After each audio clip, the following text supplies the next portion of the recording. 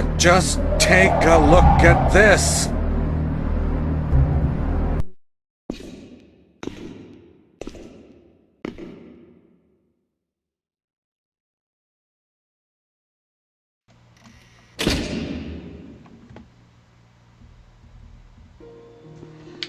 Alright, here we go. We're going to dive into day 2 of Heartworm. Going to skip ahead a little bit.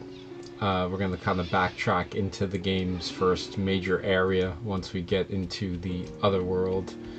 We got the ever-watching eye here in the mortuary.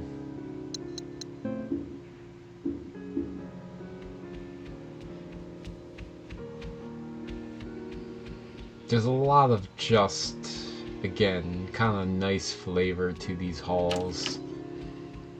All the salmon colored chairs. If you've ever had the misfortune of seeing the inside of a mortuary, they love their salmon covered chairs. So the second area, as we can see, is kind of similar to the first, but you have the snow-laden streets, and that's kind of one of the most attractive things about Heartworm, is the fact that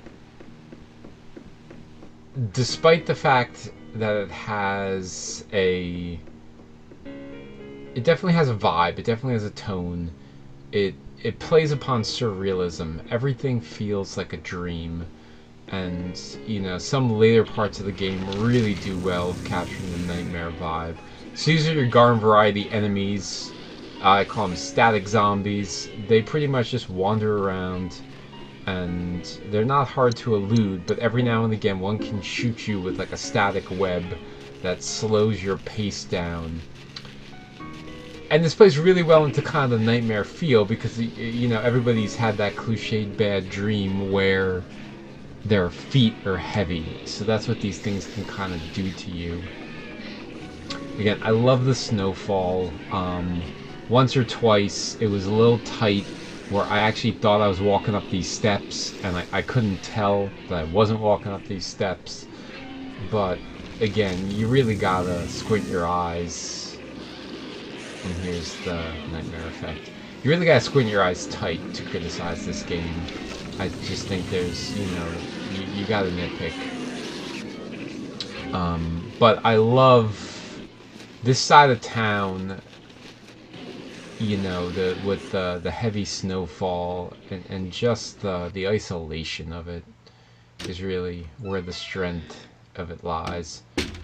So we're going to backtrack a little bit, check out the earlier half of the game. There's a red static zombie that can kind of teleport and go invisible. That's a little bit harder than your garden variety static zombie. Unfortunately, you can't burn them with your cigarettes like you could the red skulls that I know of. Or your cigarette lighter would probably be the better way to go. I would love to know if anyone watching this found a use for Sam's cigarettes. You use the lighter a couple times, especially in this first half. There's a bit with a puzzle to get all the candles lit again in the mortuary, but I was expecting there to be some type of challenge when you get to use her cigarettes that just never, like some type of Easter egg that never amounted to anything.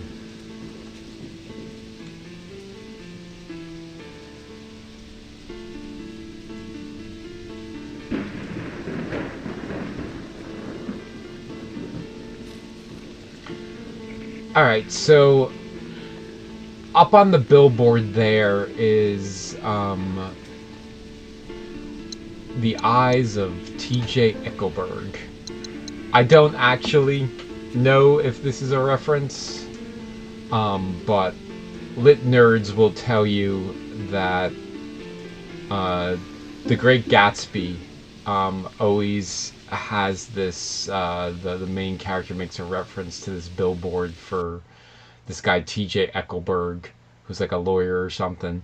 And anywhere you go in the city, there's this ever-watching eye of his billboard. It's just his eyes on a billboard.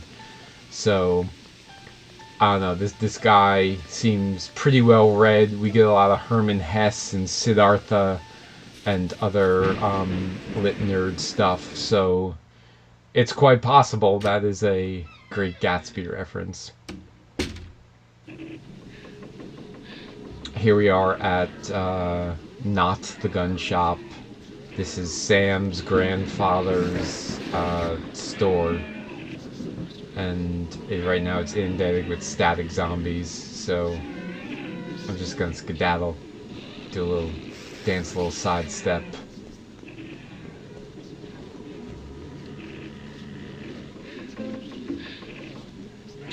So the reason I came here is on the map. There's these little effects, and well appreciated, that if you're in the area, it's red. If you're not in the area and it's done, it's solid blue. But if it's has something, an item you left there, it's staticky. So I kind of rolled with that.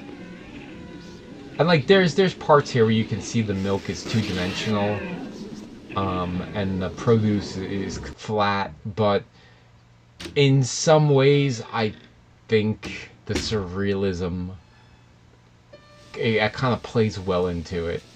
Like in dreams, not everything is fully developed. You kind of skip from one spot to the next.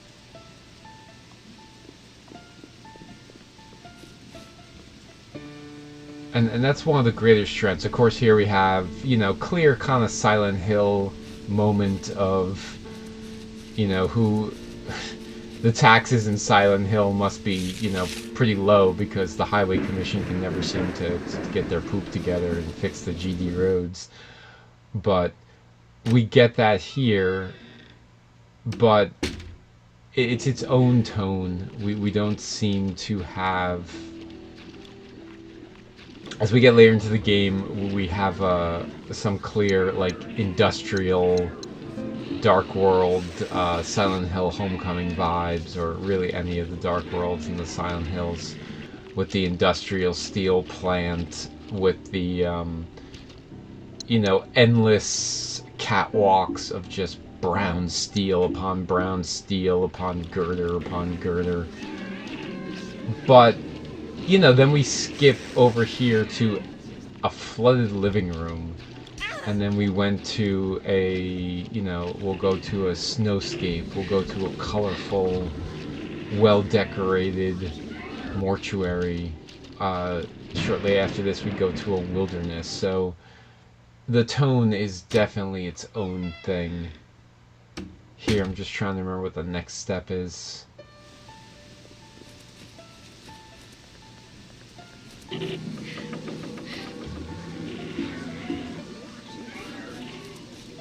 Trying to avoid myself, do my best Abbey Road impression as I dive left.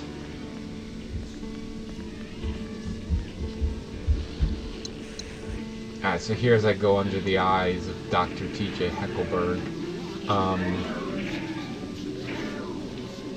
this area with the overpass is very cool. Again, foreshadowing with the spider.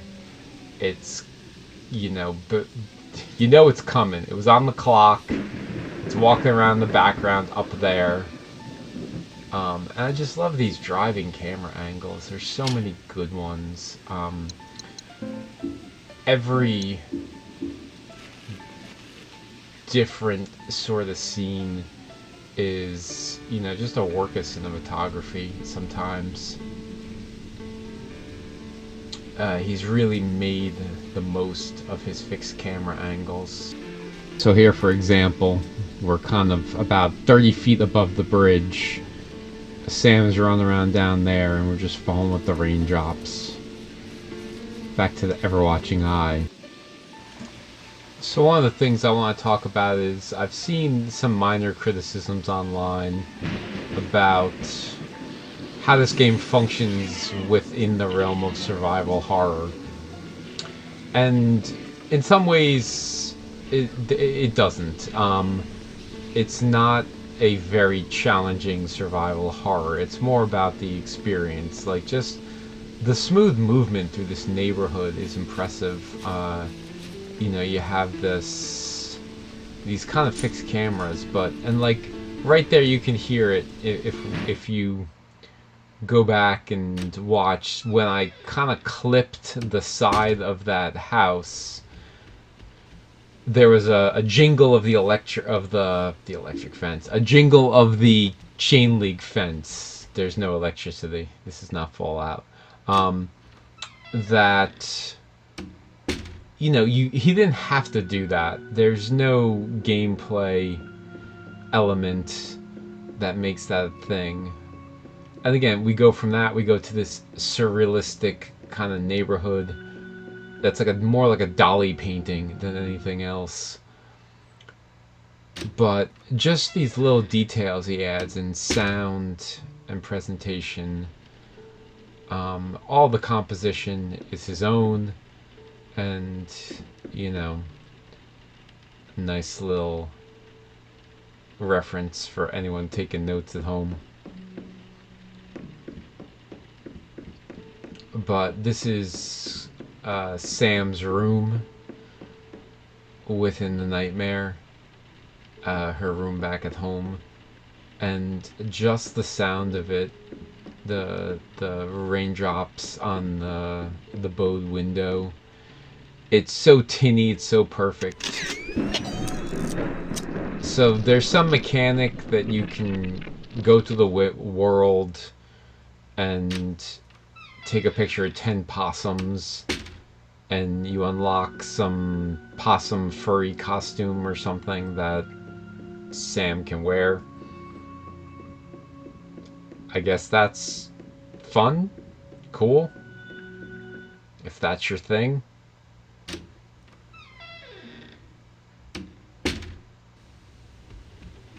But it's a fun Easter egg hunt, if nothing else. Gives you something to do in future playthroughs to have these little unlockables. There are about I want to say at least five or six costumes. There's kind of that sound drop again. So every time I clipped a chain link fence, you get that jingle, which just adds to the realism of the suburbs, of being in this neighborhood.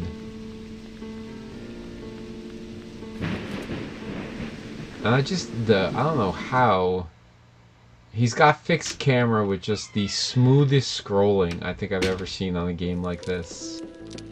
Alright, well that concludes my playthrough of the neighborhood. If we do a part 3, which I might because we're still a few weeks out from Silent Hill F, we'll get to the wilderness. But for now, if you watch this whole thing, I thank you, and let me know what you think.